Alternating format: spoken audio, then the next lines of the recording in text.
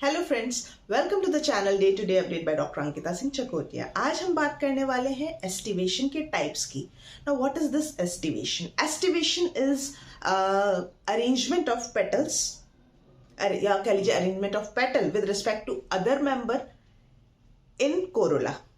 तो in short, arrangement of petals in corolla in a flower. Also arrangement of sepals in calyx in a flower is called aestivation. अब ये arrangement की basis पे अलग अलग तरह से अरेंज होते हैं हर एक फ्लावर में, तो उस बेसिस पे एस्टिवेशन की भी ना कैटेगराइजेशन किया गया है कि एस्टिवेशन किस किस तरह से होते हैं, और वही हम आज डिस्कस करने वाले हैं। तो पहला है वेलवेट एस्टिवेशन, जो कि इस तरह से देखने को मिलता है। ये मान लीजिए ये जो भी पिंक कलर के या कलरफुल जो बनाए ना मैंने, ये सब पेटल्स बनाए, ठीक है।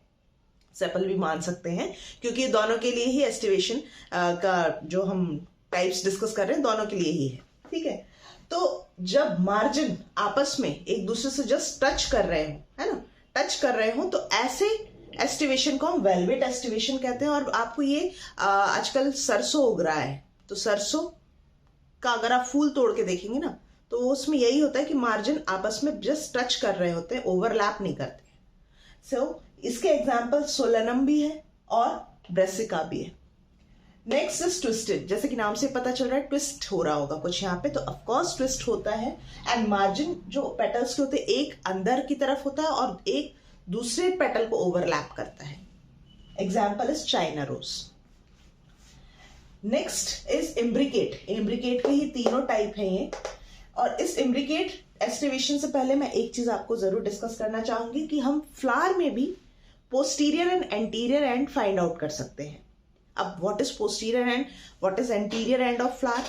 So let's discuss.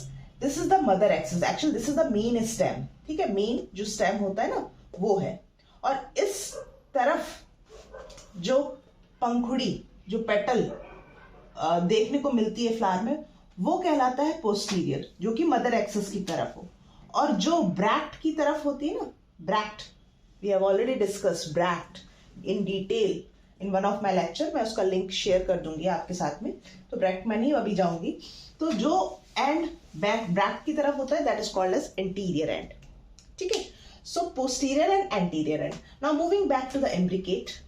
Ascending imbricate में क्या होता है कि ये जो पोस्टीरियर वाला पोस्टीरियर पेटल होता है वो उसके दोनों ही मार्जिन कंप्लीटली अंदर होते हैं, यानी कि एडजेसेंट पेटल्स से कवर्ड रहते हैं।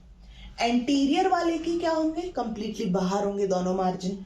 दैट मीन्स एक complete posterior is completely inner side, anterior is completely outer side, और बाकियों का क्या रहेगा? एक मार्जिन ओवरलैप करेगा दूसरे को और एक अंदर की तरफ रहेगा। तो ये कहलाता है ascending imbricate, and the example is केशिया।